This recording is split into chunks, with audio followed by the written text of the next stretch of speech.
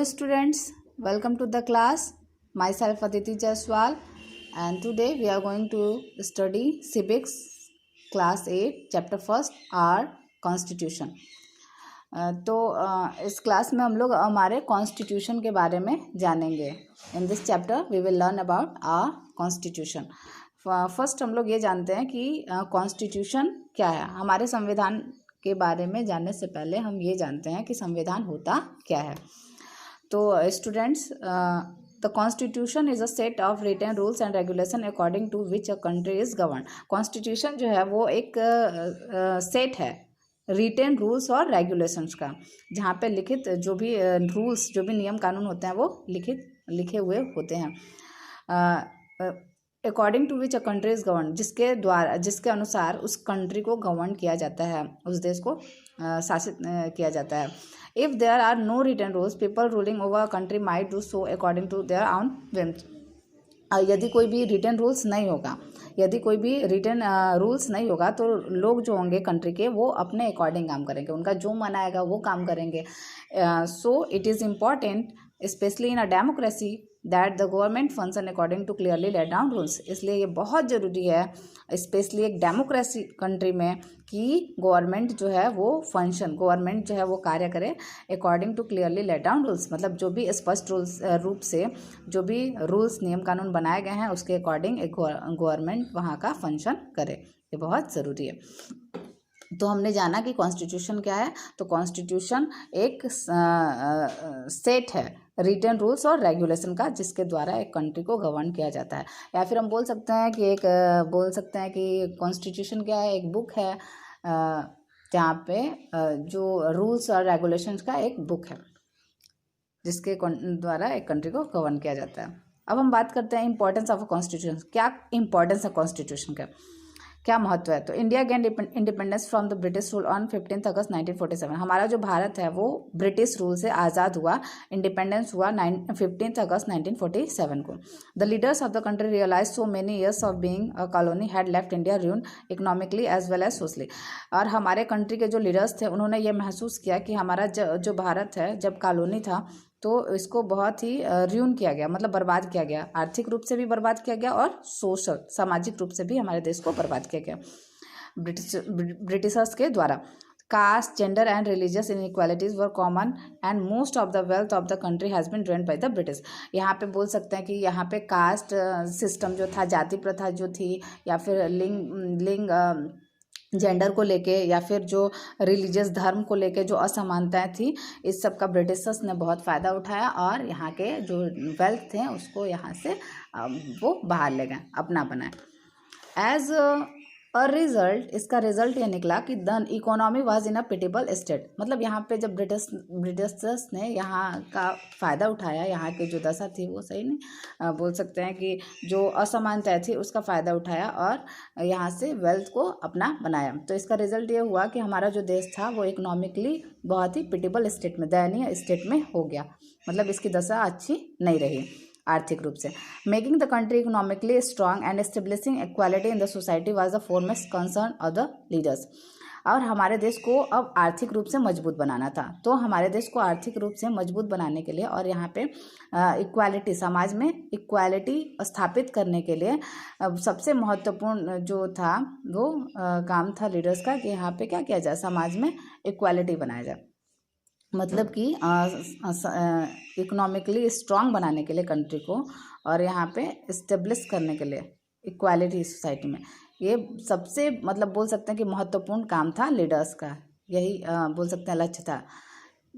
More ever for the success of democracy it was important that the people enjoyed certain clearly defined. और यहाँ पे जो success होगा, कह रहे हैं कि जो सक्सेस है डेमोक्रेसी का, it was important that the people, मतलब ये बहुत ज़रूरी था कि लोग जो हों यहाँ पे वो इंजॉय करें, स्पष्ट रूप से उनके लिए कुछ डिफाइन किया गया, स्पष्ट रूप से कुछ अधिकार हो जिसको यहाँ के लोग इंजॉय करें. ये बहुत ज़रूरी था.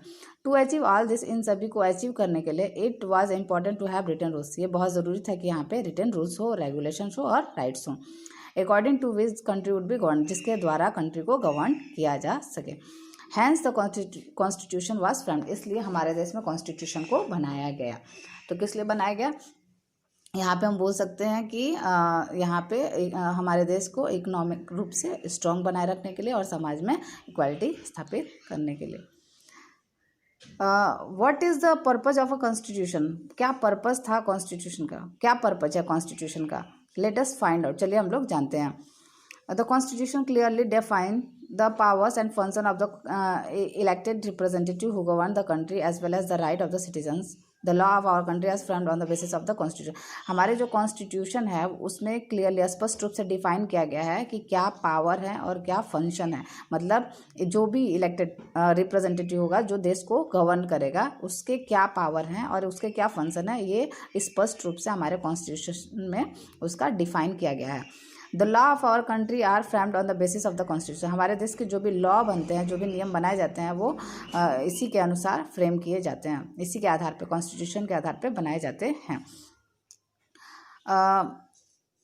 It define the function and power of the executive and legislative and also put certain limitation on the power on their power.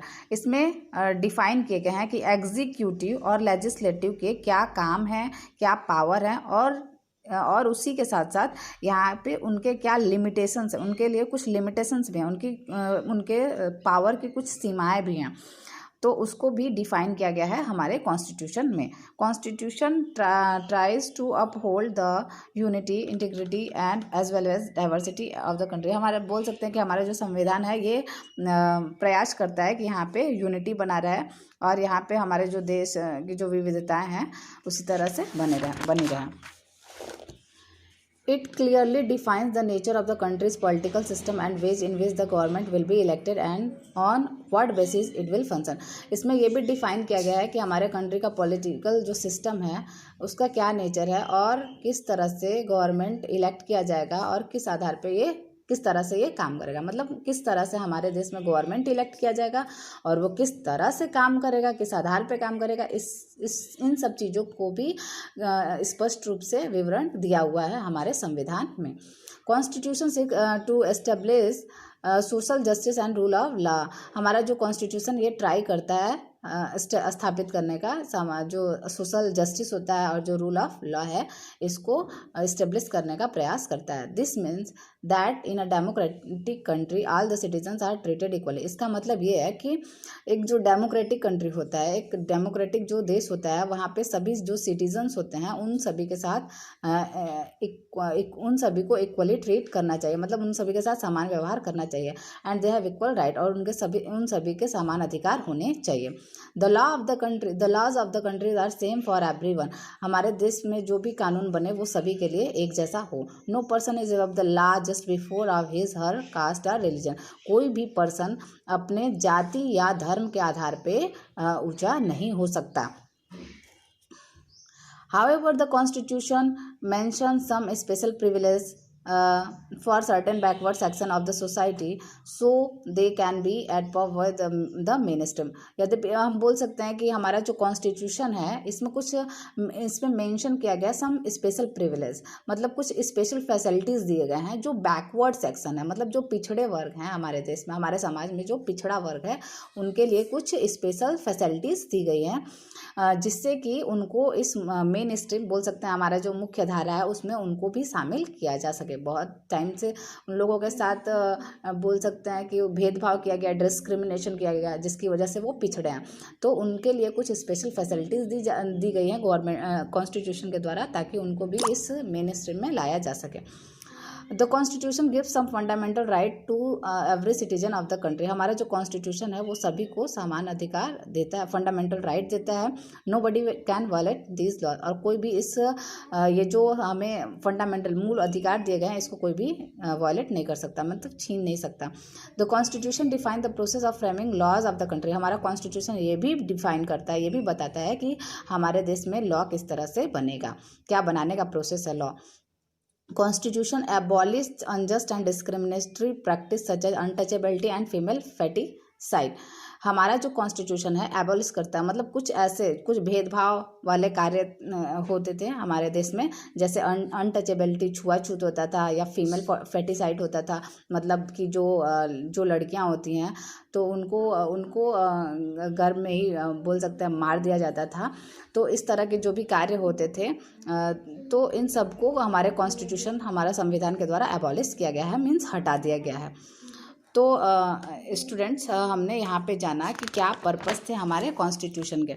Next हम लोग अगले क्लास में पढ़ेंगे कि ड्राफ्टिंग ऑफ कॉन्स्टिट्यूशन, इसके बारे में हम लोग नेक्स्ट क्लास में जानेंगे।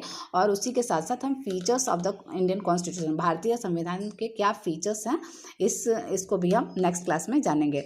तो today's class ends here. Thank you.